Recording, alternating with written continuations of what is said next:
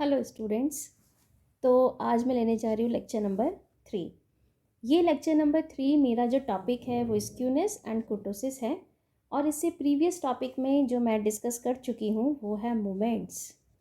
Moments निकालना मैंने सिखा दिया, कैसे मोमेंट्स निकालना है, कार्ल पियर्सन कोफिशिएंट्स क्या है। अब इन सब का यूज़ है स्क्यूनेस और कुर्टोसिस। मीनिंग जो डेटा दिया गया है उसमें डेटा का नेचर क्या होगा, डेटा का नेचर निकालने के लिए अब हम मोमेंट्स यूज़ करेंगे। तो इसमें जो नेचर वाली टर्म्स आती हैं वो आती है, स्क्यूनेस पूछ रहा है, कुर्टोसिस पूछ रहा है। अब ये स्क्यूनेस कुर्टोसिस क्या है इसे समझते हैं। तो सबसे पहले मैं आपको लेके जाती हूँ स्क्यूनेस पर, क्योंकि जब एग्ज़ाम में क्वेश्चन आता है एकेटीयू में तो सिर्फ मोमेंट नहीं, वो मोमेंट के साथ एक लाइन और ऐड कर देगा, also describe the nature of data. Nature of data meaning उसने मोमेंट्स के साथ पूछ लिया आपसे स्क्यूनेस एंड कुर्टोसिस ऑल्सो। तो यहाँ पर सबसे पहले स्क्यूनेस की बात करते हैं। स्क्यूनेस की टर्म को समझने से पहले मुझे एक टर्म समझनी होगी, सिमेट्री, कि सिमेट्रिकल कर्व्स क्या होते हैं। तो सबसे पहले मैंने यहाँ एक सिमेट्रिकल डिस्ट्रीब्यूशन ड्रॉ किया है। सिमेट्रिकल डिस्ट्रीब्यूशन मीनिंग ये जो आपके पास एक्सिस है, इस एक्सिस के लेफ्ट साइड और राइट साइड दोनों साइड कर्व एक जैसा होगा। सिमेट्रिकली डिस्ट्रीब्यूटेड फ्रीक्वेंसीज होंगी, मीनिंग ऐसा डेटा जिसमें मीन, मोड, मीडियन तीनों इक्वल आ जाए। तो सिमेट्रिकल डिस्ट्रीब्यूशन का मीनिंग है कि आपके पास mean equals to mode and equals to median, ये अगर तीनों वैल्यू कॉन्साइड हो जाएं तो ये डेटा मेरे पास कहलाता है सिमेट्रिकल डिस्ट्रीब्यूशन। और इसी को हम नॉर्मल डिस्ट्रीब्यूशन या बेल शेप्ड रीजन भी बोलते हैं। तो स्क्यूनेस का मीनिंग जहाँ पर सिमेट्री लैक हो रही हो, meaning lack of symmetry is known as skewness. तो स्क्यूनेस की डेफिनेशन 2 मार्क्स में कभी कभी एग्जाम में आ जाती है कि डिफाइन स्क्यूनेस। तो आप देंगे skewness means lack of symmetry in frequency distribution. अब देखिए कि किस तरीके से लैक होगी सिमेट्री। तो ये आपके पास सिमेट्रिकल डिस्ट्रीब्यूशन है, ये मेरे पास दो तरह का होता है। First is positively skewed, next is negatively skewed. Positively skewed की जो आपने डेटा को ड्रॉ किया है, इसकी जो टेल होगी वो राइट साइड टेल होगी, तब आप कहेंगे पॉजिटिवली स्क्यूड। जब आपकी डेटा की टेल लेफ्ट साइड होगी तब आप इसे कहते हैं negatively skewed. Positively skewed data के अंदर जो आपका मीन होगा वो ऑलवेज ग्रेटर देन होगा मोड से, और जो आपका निगेटिवली स्क्यूड डेटा होता है उसमें जो मीन होता है वो लेस देन मॉड होता है। तो अगर इस तरह का नेचर है तब हम कहते हैं कि डेटा कैसा है, स्क्यूड डेटा है, मीनिंग जिसमें सिमेट्री की लैकिंग हो रही है। या तो सिमेट्री की लैकिंग राइट साइड होती है या सिमेट्री की लैकिंग लेफ्ट साइड होगी। तो अब हम इसकी वैल्यू कैसे फाइंड आउट करें, तो हम इसके लिए मोमेंट्स पढ़ चुके हैं और आपके सिलेबस में भी मोमेंट के अकॉर्डिंग है कि मोमेंट कोफिशिएंट ऑफ स्क्यूनेस हम कैसे निकालते हैं। तो moment coefficient of skewness find out करने का जो हमने फॉर्मूला पढ़ना है वो है हमारे पास फॉर्मूला μ3/√μ2 क्यूब। याद करिए कि इससे प्रीवियस लेक्चर में मैंने कार्ल पियर्सन कोफिशिएंट डिस्कस किए थे, जहां मैंने आपको पढ़ाया था बीटा 1। बीटा 1 इज़ μ3 का स्क्वायर ओवर μ2 का होल क्यूब।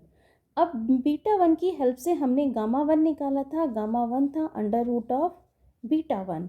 तो यहाँ पर मोमेंट कोफिशिएंट ऑफ स्क्यूनेस यही है, दिस इज μ3/√μ2 का होल क्यूब, मीनिंग गामा 1। और गामा 1 बीटा 1 का अंडर रूट है, it's a plus minus √beta 1। तो इसको हम रिप्रेजेंट करते हैं एस के एम का meaning moment coefficient of skewness represented by gamma 1, और this is also in the form of beta 1। तो जितना भी मेरे पास फॉर्मूला है ये टोटली डिपेंड है मेरे मोमेंट्स पर, और ये जो मोमेंट्स हैं ये मेरे पास हैं सेंट्रल मोमेंट। अब हम यहाँ पर आते हैं कि ये जो हमने अभी पढ़ा कि ये जो आपके पास वैल्यूज़ हैं, तो वैल्यूज़ पर मैं आती हूँ अगेन कि जो मैंने यहाँ वैल्यू लिखी हैं ये मेरे पास था, दिस इज़ μ2 होल क्यूब। अब जो यहाँ पर हमारे पास वैल्यू हैं ये सारी सेंट्रल मोमेंट है। इस सेंट्रल मोमेंट से हमने यहाँ प्लस माइनस डिफाइन किया।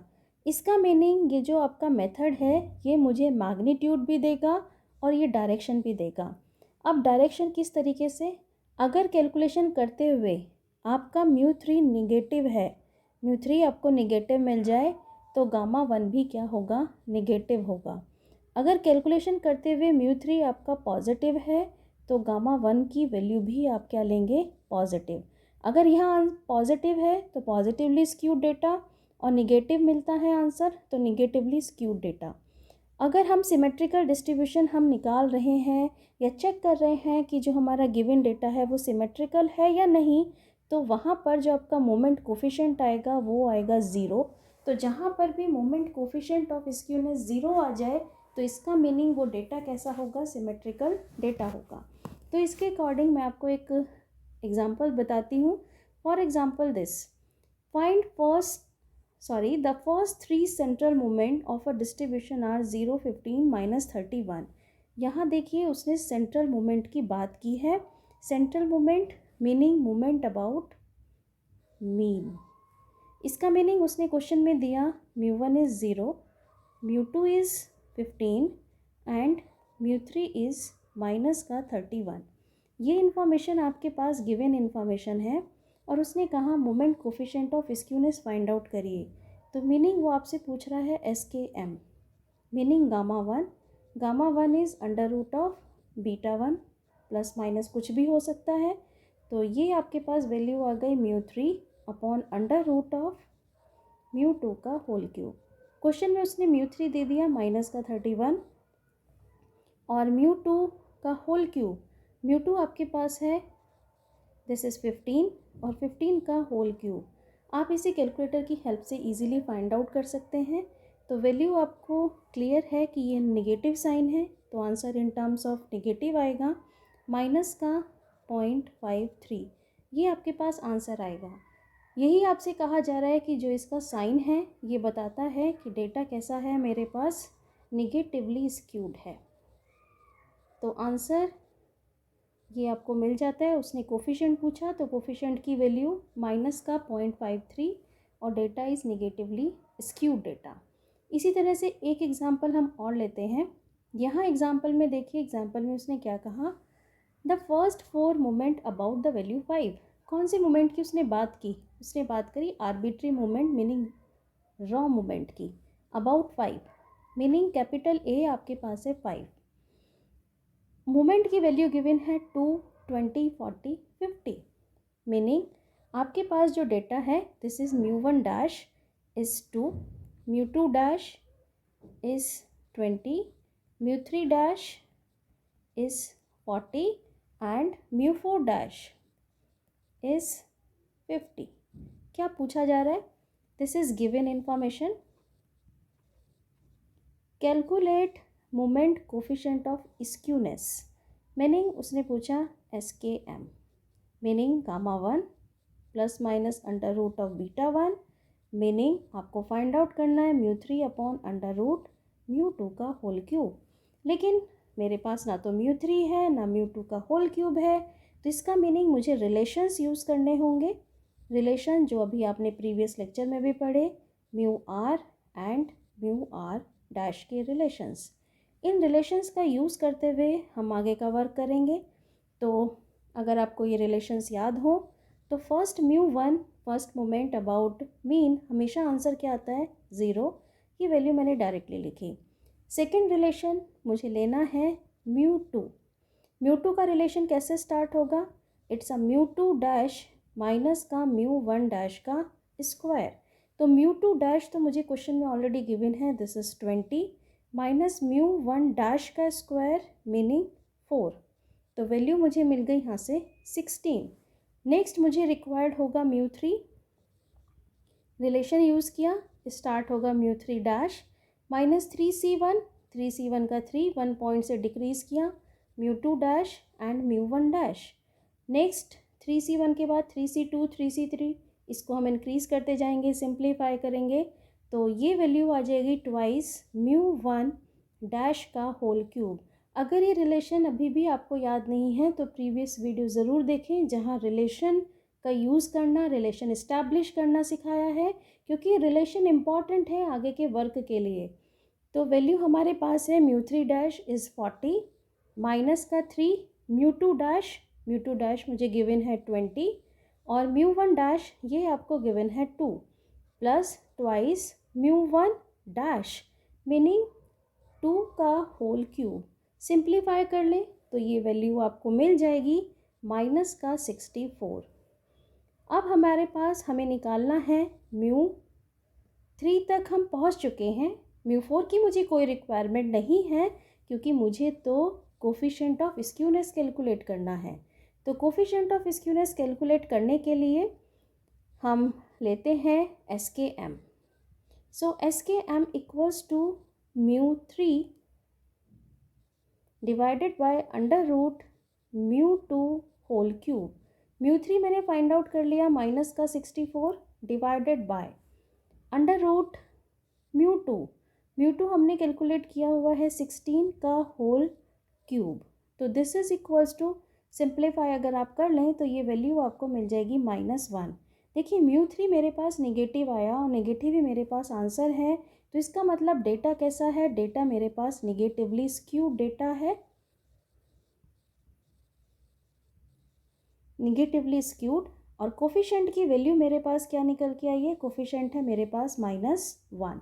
तो इस तरीके से हम इजीली फाइंड आउट कर सकते हैं कोफिशिएंट ऑफ स्क्यूनेस। इसके बाद हम लेते हैं कुर्टोसिस।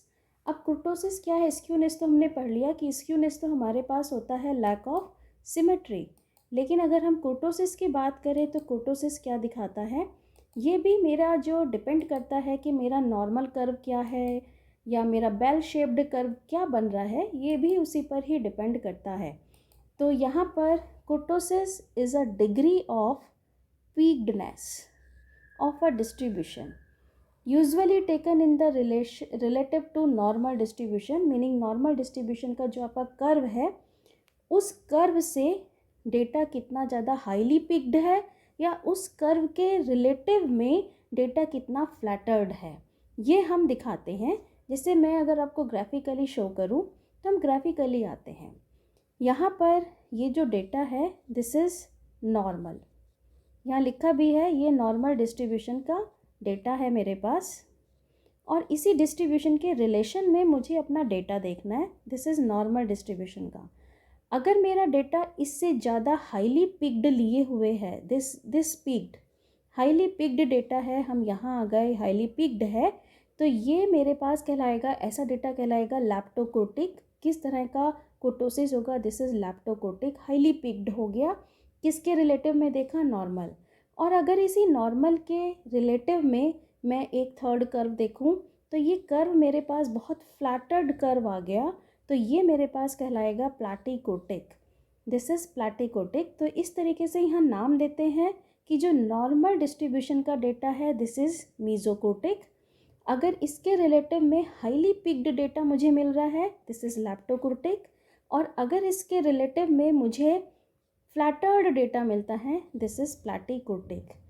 अब हम किस तरीके से आइडेंटिफाई करें कि जो गिवन डेटा है मेरे पास, जो गिवन सेट है मेरे पास फ्रीक्वेंसी या जो मेरे पास डेटा सेट गिवन है, ये डेटा सेट मेरा कैसा है। तो इसके लिए भी हम कुछ कार्ल पियर्सन कोफिशिएंट का यूज़ करते हैं, this is Karl Pearson coefficient जो हमने मोमेंट्स में पढ़े थे।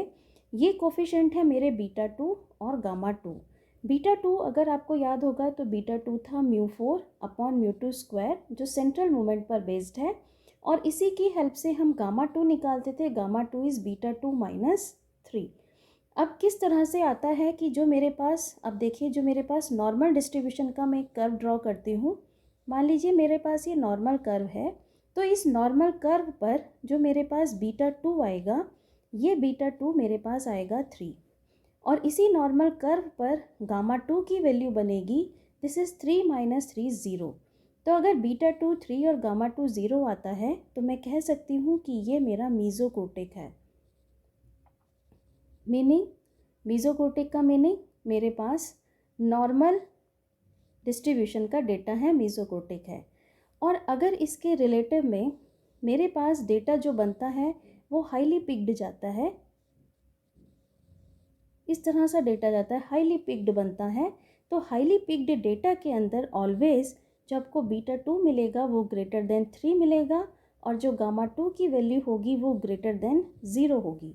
तो अगर इस तरह का आंसर आपको मिलता है जब आप कोफिशिएंट निकालेंगे मोमेंट की हेल्प से, तो आप कह सकते हैं कि ये जो हाईली पिक्ड डेटा है, मीनिंग गिवन डिस्ट्रीब्यूशन आपका लैप्टोकुर्टिक है।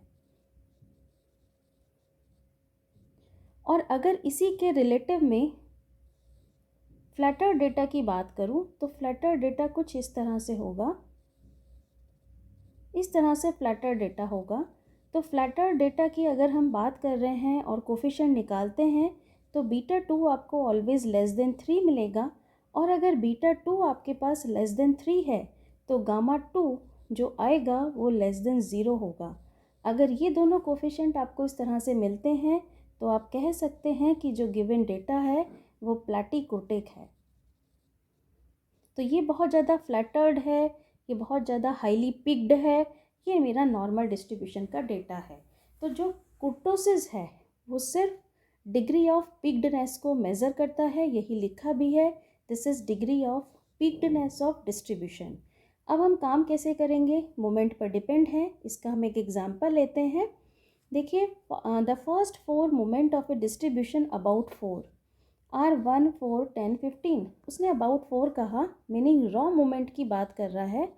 a इक्वल्स टू 4 है, μ1 डैश इज़ 1 है, μ2 डैश इज़ 4 है, μ3 डैश ये आपको 10 दिया है और μ4 डैश आपको 45 दिया है। ये सारी गिवन डेटा है। अब इस गिवन डेटा की हेल्प से उसने बस एक लाइन ऐड कर दी, obtain the various characteristic of distribution. जितना डेटा दिया है, जो डिस्ट्रीब्यूशन है उसकी कैरेक्टरिस्टिक्स बताइए and comment upon the nature of distribution, कि डिस्ट्रीब्यूशन का नेचर क्या है। तो जब वो नेचर की बात करे तो इसका मीनिंग आपको स्क्यूनेस और कुर्टोसिस दोनों बताने हैं। कि स्क्यूनेस में तो हम बताते हैं कि क्या सिमेट्री लैग्ड हुई या नहीं हुई, कुर्टोसिस में हम बताते हैं कि हमारा डिग्री ऑफ पिक्डनेस क्या है।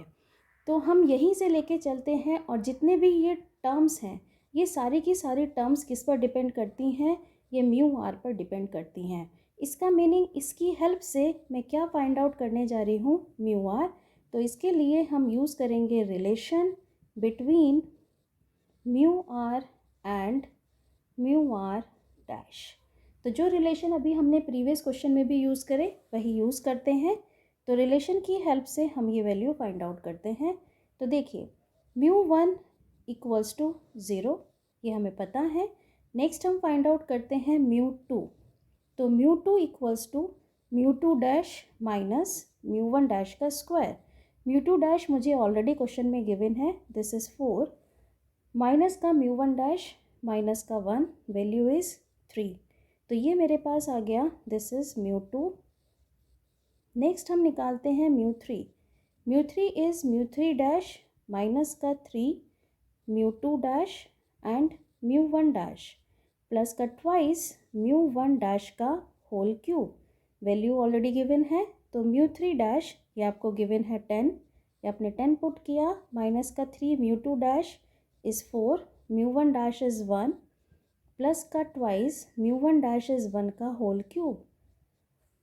तो ये वैल्यू आपको मिल जाती है 0, μ3 0।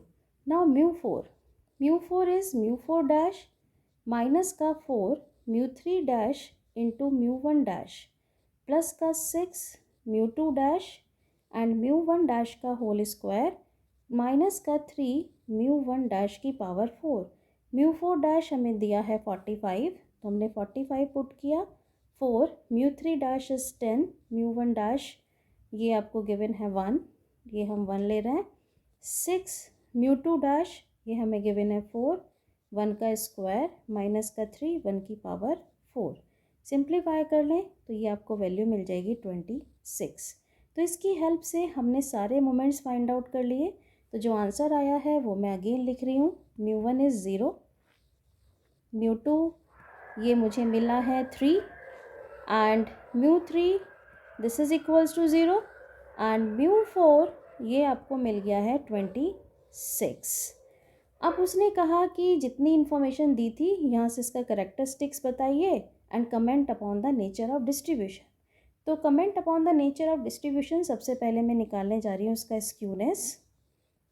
स्क्यूनेस के लिए skewness coefficient S K M, this is equals to gamma 1 equals to under root of beta 1 and this is equals to mu 3 upon under root of mu 2 का whole cube. Mu three is zero, mu three is zero. अगर coefficient of skewness ही zero है, और ये कब आता है, जब डेटा कैसा हो, सिमेट्रिकल हो, मीनिंग डेटा सिमेट्रिकल है। अब हम निकालते हैं कोटोसिस। कोटोसिस मेरा डिपेंड करता है बीटा 2 पर, तो बीटा 2 आपके पास आता है म्यू 4 अपॉन म्यू 2 का स्क्वायर। म्यू 4 है 26, म्यू टू हमने निकाला है 3, तो 3 का स्क्वायर दिस इज़ 9, वैल्यू आ गई 2.89, 2.89 विच इज़ लेस देन 3। अगर बीटा 2 लेस देन 3 है तो मेरे पास रिजल्ट आया बीटा 2 इज़ लेस देन 3। और अगर मैं गामा 2 आपको दिखाऊं तो गामा 2 आपको बताया था बीटा 2 माइनस का 3, ये मेरे पास आया 2.89 माइनस का 3 which is less than 0, negative आएगा विच इज़ लेस देन 0, तो मेरे पास ये रिजल्ट आ गया गामा 2 इज़ लेस देन 0। इसका मीनिंग डेटा सिमेट्रिकल तो है बट फ्लैटर्ड है। तो किस तरह का कोटोसिस है, दिस इज प्लैटिकोटिक। ये आपके पास आता है, दिस इज प्लैटिकोटिक। तो आपसे नेचर पूछा था, तो नेचर हमने बता दिया डेटा सिमेट्रिकल तो है लेकिन प्लैटिकोटिक मीनिंग फ्लैटर्ड है। तो आई थिंक आपको कोटोसिस और स्क्यूनेस फाइंड आउट करना क्लियर होगा, जो टोटली डिपेंड है आपका मोमेंट्स पर। तो इसीलिए मोमेंट से रिलेटेड जो इससे प्रीवियस दोनों लेक्चर यहाँ लिए गए हैं उनको एक बार ज़रूर देखें, रिलेशन का कैसे यूज़ करते हैं वो लगाना सीखें, क्योंकि इस वाले वीडियो के अंदर जस्ट प्रॉब्लम कैसे सॉल्व करना है ये मैं आपको एक्सप्लेन करने जा रही हूँ। तो यहाँ मैं फर्स्ट प्रॉब्लम ले रही हूँ। The following table represent the height of a batch of 100 student, find the central moments and calculate kurtosis. तो देखिए यहाँ डेटा हमें गिवन है, हाइट गिवन है इन सेंटीमीटर्स में और नंबर ऑफ़ स्टूडेंट्स हमें गिवन है। उसने हमसे कहा कि सेंट्रल मोमेंट्स फाइंड आउट करिए। तो सेंट्रल मोमेंट्स इसका मीनिंग क्वेश्चन में वो आपसे म्यू आर की वैल्यू पूछ रहा है। एंड कोटोसिस अगर हमें निकालना है तो इसका कोफिशिएंट, कार्ल पियर्सन कोफिशिएंट हमें बीटा 2 कैलकुलेट करना होगा। ये क्वेश्चन हमारा 2018 में आया है, तो इस टाइप की प्रॉब्लम बताना बहुत ज़रूरी था, इसलिए ये वीडियो स्पेशली शूट किया है। तो देखिए यहाँ हम काम कैसे करेंगे। सेंट्रल मोमेंट की बात करी तो मैंने सबसे पहले सेंट्रल मोमेंट के यहाँ कुछ फॉर्मूले लिखे हैं। तो यहाँ मेरे पास जो आपके पास म्यू1 है, यहाँ ये चीज़ गड़बड़ लिखी है, दिस इज़ आपके पास जो म्यू1 की वैल्यू यहाँ पर हम लेते हैं। म्यू1 आप सबको पता है कि म्यू1 की वैल्यू हमारे पास क्या आती है, 0 आती है। First central moment mu is always 0। Mu आपके पास क्या होगा, summation of F I X I minus X bar का whole square by summation of F I, meaning जितना भी डेविएशन है वो हम मीन से लेते हैं जब भी हम इसको सेंट्रल मीन कहते हैं। उसके बाद म्यू3 की अगर हम बात करें तो mu summation of F I X I minus X bar whole power 3 by summation of F I, और म्यू4 में यहाँ पावर आपके पास 4 आ जाएगी divided by summation of F I, this is central mean. और इसी के साथ हमने एक रॉ मोमेंट्स पढ़े थे। रॉ मोमेंट्स जो आपके पास होते हैं ये किसी आर्बिट्री नंबर के अबाउट होते हैं। तो म्यू1 डैश हम कैसे निकालते हैं कि अगर हमने कोई आर्बिट्री नंबर सेलेक्ट कर लिया ए, ये मेरे पास आर्बिट्री नंबर है, तो फॉर्मूला बनता है summation F I X I minus A upon summation F I. Mu dash निकालना है पावर 2 हो जाएगी, म्यू3 डैश निकालना है पावर 3 हो जाएगी, म्यू4 डैश निकालना है पावर 4 हो जाएगी। तो और हमने इसके बाद जो हमने वीडियो में पढ़ा था वो हमने रिलेशंस भी पढ़े हैं। ये रिलेशंस जो हम यहाँ इस पर्टिकुलर क्वेश्चन में मैं यूज़ करने जा रही हूँ, ये रिलेशन मेरे होंगे mu r and mu r dash में रिलेशन। अब देखिए उसने सेंट्रल मोमेंट पूछा है, ये मेरे क्वेश्चन की कॉम्प्लेक्सिटी पर डिपेंड करता है कि मैं काम कैसे करती हूँ। या तो मैं इस पूरे सीरीज़ का, जो आपको सीरीज़ दी है, इस पूरे सीरीज़ का मीन निकाल लूँ और डायरेक्ट फॉर्मूले में ये अप्लाई करती जाऊँ। दूसरा मेरे पास ऑप्शन है कि मैं एक इसमें से आर्बिट्री पॉइंट अपने मन से सेलेक्ट कर लूँ और डायरेक्टली मैं फॉर्मूले अप्लाई करती जाऊँ, दिस फॉर्मूले जो आपको यहाँ दिए गए हैं, और उसके बाद मैं रिलेशंस का यूज़ करूँ और रिलेशन की हेल्प से मैं इजीली म्यू आर की वैल्यू फाइंड आउट कर सकती हूँ। तो देखिए क्वेश्चन करने का मैं आपको यहाँ तरीका सिखाने जा रही हूँ कि मैंने इस क्वेश्चन को किस तरीके से किया है, क्योंकि मुझे कैलकुलेशन सिंपल करनी है। तो सबसे पहले मैंने 2 कॉलम बनाए, ये आपके पास x है और ये आपके पास फ्रीक्वेंसी गिवन है। तो मैं अपने टेबल में 2 कॉलम ऐड कर रही हूँ। फर्स्ट कॉलम मेरा हाइट मीनिंग x के कॉरस्पॉन्डिंग है, दूसरा कॉलम मेरा f फ्रीक्वेंसी के कॉरस्पॉन्डिंग है। तो x के कॉरस्पॉन्डिंग जो आपके पास कॉलम है, जो इसकी एंट्री है 59, 61, 63, 65, तो ये एंट्री मैं यहाँ पुट करती हूँ। This is 59, 61, 63। नेक्स्ट एंट्री मेरे पास है 65, 67, 69, 71, 73 एंड 75। ये मेरे पास कॉलम ऑफ x आ गया। अब क्वेश्चन में आपको इसकी फ्रीक्वेंसी दिखाती हूँ। फ्रीक्वेंसी 0, 2, 6, 20, 40 ये हम यहाँ पुट कर रहे हैं। This is 0, 2, 6, 20, 40। नेक्स्ट फ्रीक्वेंसी है मेरी 28, 2, 2। ये डेटा मुझे गिवन है और मुझे सेंट्रल मोमेंट्स रिक्वायर्ड है। अब सेंट्रल मोमेंट्स अगर रिक्वायर्ड है, तो पहला तरीका जो मैंने आपको अभी बताया कि मैं इसका क्या निकाल लूँ, मीन निकाल लूँ। तो मीन से तो मैंने आपको बहुत से क्वेश्चन करा दिए हैं मीन निकाल के। चाहे तो आप इस क्वेश्चन को मीन से अटैम्प्ट कर सकते हैं, और मीन से अगर अटैम्प्ट करना चाहते हैं तो इस सीरीज़ का आप मीन निकाल लें, summation of F I X I upon summation of F I, और सारे डेविएशन आप इस मीन से निकालते जाएं। लेकिन मैं इस अप्रोच को ना लेते हुए, मैं जो यहाँ पर अप्रोच लेने जा रही हूँ, मेरी अप्रोच है कि मैं एक आर्बिट्री पॉइंट के अबाउट सारे मोमेंट्स कैलकुलेट करूँगी और उसके थ्रू मैं म्यू आर की वैल्यू फाइंड आउट करूँगी। तो ये आपकी चॉइस है कि आप क्वेश्चन को कैसे अटैम्प्ट करना चाहते हैं। मुझे कैलकुलेशन सिंपल बनानी है, इसलिए मैं आर्बिट्री पॉइंट सेलेक्ट कर रही हूँ। तो देखिए यहाँ जो मैंने आर्बिट्री पॉइंट सेलेक्ट किया, मैंने एक मिड वैल्यू सेलेक्ट कर ली।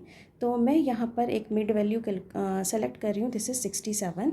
तो मैंने अपने क्वेश्चन में ले लिया x माइनस ए, मीनिंग मैं लेने जा रही हूँ x माइनस 67। तो ये मेरे पास हो गया x माइनस 67। ए मैंने 67 सेलेक्ट किया। तो अगर मेरे पास 67 ए है, तो मैं यहाँ पर x माइनस x है आपके पास 59 माइनस 67, तो ये आपके पास वैल्यू आ गई माइनस का 8।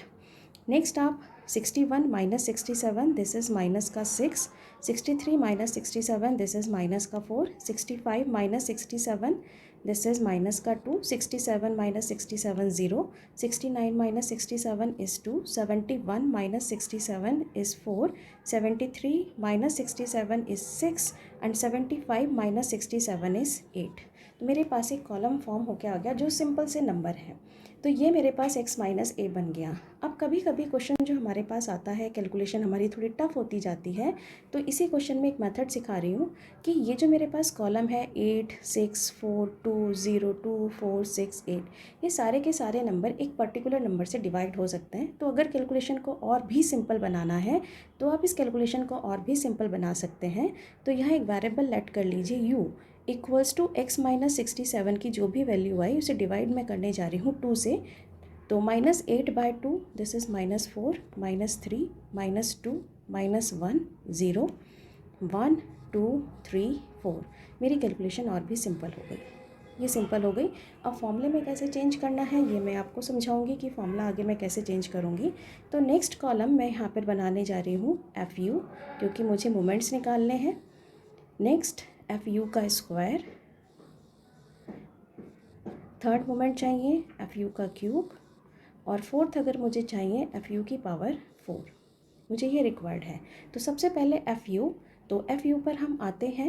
एफ यू की वैल्यू देखिए कहाँ से मिलेगी, दिस इज़ एफ और दिस इज़ यू, दोनों की मल्टीप्लाई कर दी 0, minus 3 and 2, this is minus का 6, माइनस 2 इंटू 6 माइनस का 12, minus 1 into 20, this is minus का 20, 0, 1 into 20, this is 20, 8 into 2, this is 16, 3 into 2, this is 6, and 4 into 2, this is equals to 8। अब इसी तरीके से एफ यू स्क्वायर मुझे निकालना है। तो देखिए एफ यू तो आप ऑलरेडी निकाल चुके हैं, इस एफ यू में एक यू से मल्टीप्लाई और कर दें। तो 0 इंटू माइनस 4, दिस इज़ 0, या यू का स्क्वायर और एफ़ की मल्टीप्लाई करते जाएं। तो ये मेरे पास जो कॉलम बनेगा, this is 18, 24, this is 20, 0, 20, 18 and 32। ये आपके पास आ गया एफ यू स्क्वायर। अब हमारे पास यहाँ पर हम एफ यू स्क्वायर तक वैल्यू लेकर आ चुके हैं। अब मुझे चाहिए एफ यू क्यूब। तो देखिए एफ यू स्क्वायर का कॉलम तो आप ऑलरेडी बना चुके हैं। इस कॉलम के अंदर एक यू से मल्टीप्लाई और कर दें तो एफ यू क्यूब का कॉलम प्रिपेयर हो जाएगा।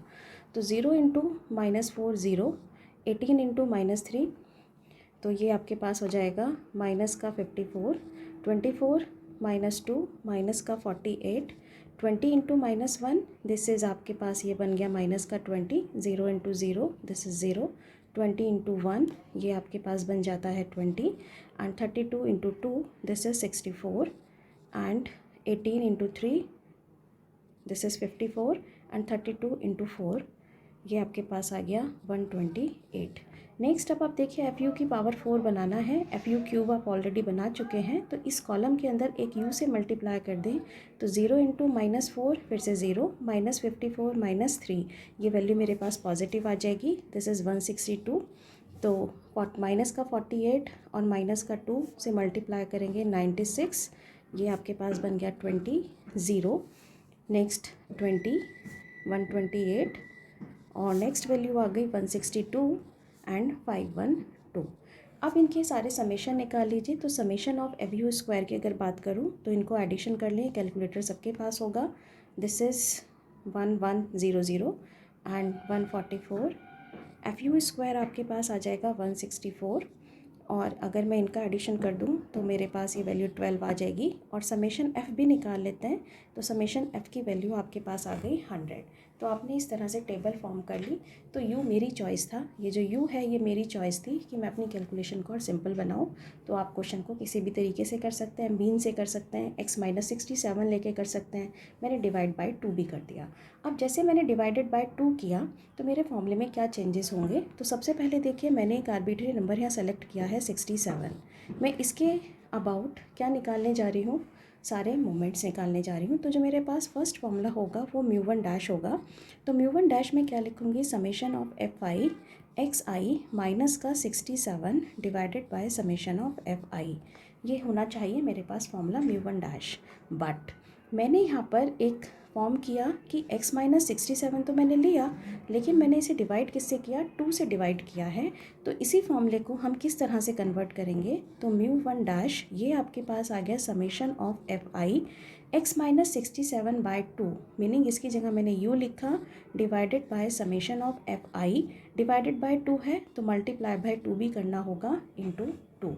तो म्यू1 डैश का मेरा ये फॉर्मूला बन गया, मतलब मैंने जिससे डिवाइड किया उससे मैंने यहाँ मल्टीप्लाई कर दिया। इसी तरीके से मेरे पास म्यू2 डैश होगा। तो म्यू2 डैश मेरे पास सिंपल फॉर्मूला आना चाहिए था, summation of F I X I minus 67 का whole square divided by summation of F I. But ये फॉर्मूला अब मैंने क्या कन्वर्ट कर दिया म्यू2 डैश, तो समेशन ऑफ एफ आई यहाँ मैंने यू स्क्वायर लिया है divided by summation of F I. तो यू स्क्वायर लिया है, इसका मैंने 2 से डिवाइड किया था, तो 2 के स्क्वायर से मुझे मल्टीप्लाई करना होगा। म्यू3 डैश मेरे पास फॉर्मूला बनना था, summation of F I X I minus 67 का whole cube divided by summation of F I, लेकिन मैंने 2 से डिवाइड किया तो मेरा फॉर्मूला यहाँ चेंज हो गया, summation of F I u cube divided by summation of F आई। 2 से डिवाइड था, क्यूब की बात कर रही हूँ तो 2 क्यूब से मल्टीप्लाई। सिमिलरली म्यू4 डैश मेरे पास फॉर्मूला बन जाएगा, summation of F I U की power 4 upon summation of F I, और यहाँ पर आ जाएगा 2 की पावर 4। सारी वैल्यू मैं ऑलरेडी फाइंड आउट कर चुकी हूँ, बस मैं वैल्यू पुट कर रही हूँ, और म्यू1 डैश म्यू2 डैश हम फाइंड आउट करने जा रहे हैं। तो mu dash this is equals to summation of F I into U. तो summation of F I into U का मैं आपको सम दिखाती हूँ। ये मेरे पास है 12, दिस इज़ 12, तो ये मैंने वैल्यू पुट करी 12 डिवाइडेड बाय, अब आपको चाहिए summation of F I. Summation of F आई आपको दिखाती हूँ कि इस कॉलम का जो सम था, इस कॉलम का सम है आपके पास 100, तो आपने यहाँ डिवाइड कर दिया 100 और मल्टीप्लाई कर दिया 2 से। तो जब आप इसको सिंप्लीफाई करेंगे तो सिंप्लीफाई करके वैल्यू आ जाएगी आपके पास पॉइंट का 24। ये आपके पास वैल्यू आ गई mu dash, this is first raw moment निकल आया। अब हम निकाल रहे हैं म्यू2 डैश। फॉर्मूला आपने बनाया हुआ है summation of F I U का square divided by summation of F I, और यहाँ मल्टीप्लाई कर रहे हैं 4 से, तो एफ यू का स्क्वायर, एफ यू स्क्वायर, ये रहा आपके पास कॉलम, और इस कॉलम का जो सम है वो है 164, को डिवाइड करेंगे 100 से, तो वैल्यू आपके पास आ गई 164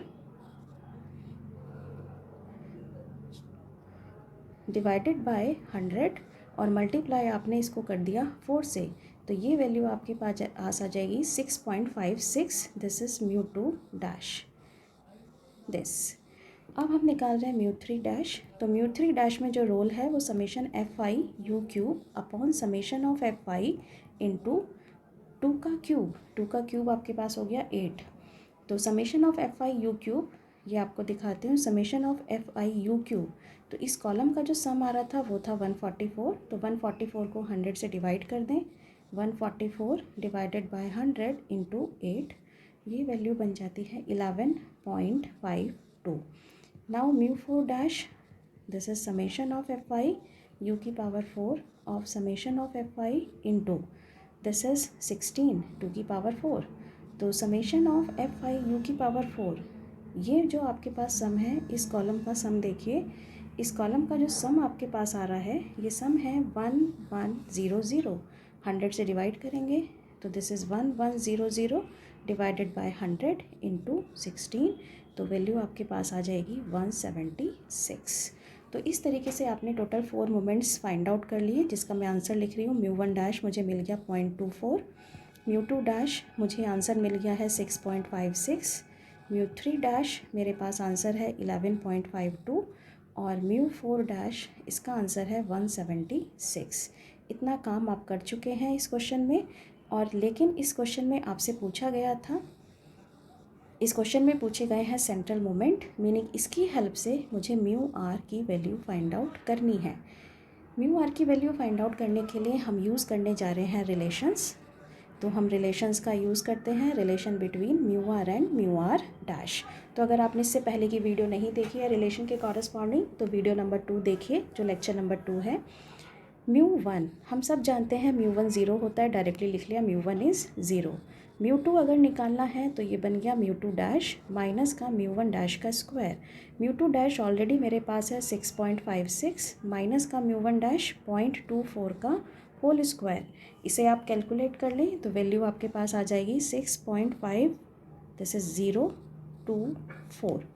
नाउ आपको निकालना है म्यू थ्री, फिर से रिलेशन का यूज़ करेंगे, म्यू थ्री डैश माइनस का 3 mu two dash mu one dash और प्लस का 2 म्यू वन डैश का होल क्यूब।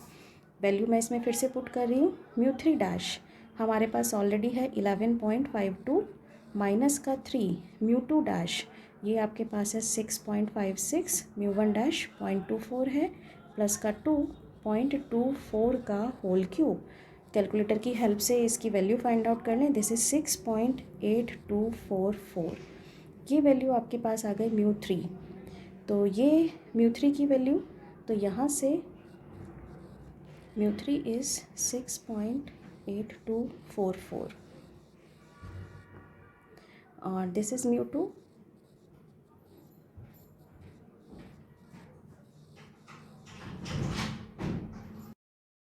सो नेक्स्ट हम फाइंड आउट करते हैं U4।